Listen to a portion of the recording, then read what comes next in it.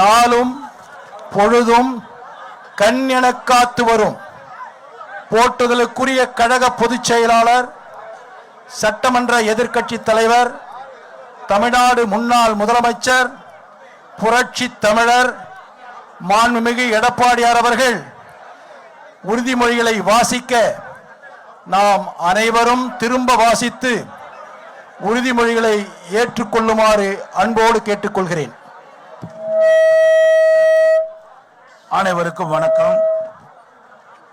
அனைத்து இந்திய அண்ணா திராவிட முன்னேற்ற கழக நிறுவன தலைவரும் தமிழ்நாட்டின் மாட்சி தாங்கிய முன்னாள் முதலமைச்சரும் தமிழக மக்களின் நெஞ்சமெல்லாம் நிறைந்திருப்பவருமான மக்கள் திலகம், பாரத ரத்னா, இதயம் புரட்சி தலைவர் டாக்டர் எம்ஜிஆர் அவர்களின் 38ஆம் ஆண்டு நினைவு நாளில் பின்வரும் உறுதிமொழிகளை உளமாற ஏற்போமாக.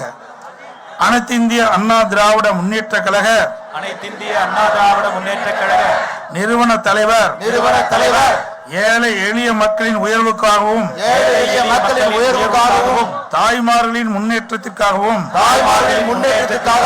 தமிழக மக்களின் வளர்ச்சிக்காகவும் பொற்கால ஆட்சி தந்தவர் பொன்மனச்செம்மல், சத்துணவு தந்த சரித்திர நாயகர், மகத்தான மக்கள் ஆட்சி தந்த மானுட பற்றாளர் புரட்சி தலைவர் டாக்டர் எம்ஜிஆர் உருவாக்கிய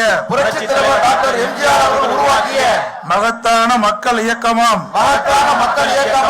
அனைத்து இந்திய அண்ணா திராவிட முன்னேற்ற கழகத்தை நம் உயிரினும் மேலாக கருதி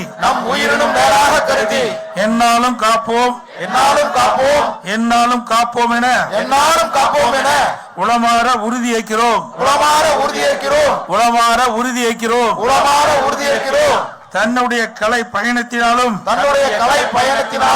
அரசியல் பணிகளாலும் ஆட்சியின் சிறப்புகளாலும் தமிழ்நாட்டில் உழைக்கும் மக்களின் உரிமைகளையும் எம்ஜிஆரின் 38ஆம் ஆண்டு நினைவு நாளையொட்டி மெரினாவில் இருக்கக்கூடிய அவருடைய நினைவிடத்தில் அதிமுக பொதுச் செயலாளர் எடப்பாடி பழனிசாமி உள்ளிட்டோர் மலர் தூவி மரியாதை செலுத்திய பிறகு ஒட்டுமொத்தமாக உறுதிமொழி ஏற்றுக்கொண்டதை நாம் தற்போது காட்சிகளாக பார்த்து வருகிறோம். தமிழ்நாடு முழுக்க தற்போது மரியாதை செலுத்தப்பட்டு வரக்கூடிய நிலையில் தற்போது அதிமுக பொதுச் செயலாளர் எடப்பாடி பழனிசாமி அதிமுகவினரோடு சேர்ந்து உறுதிமொழி ஏற்றுக் கொண்டிருக்கிறார். இந்த காட்சிகளை நாம் பார்த்து வருகிறோம்.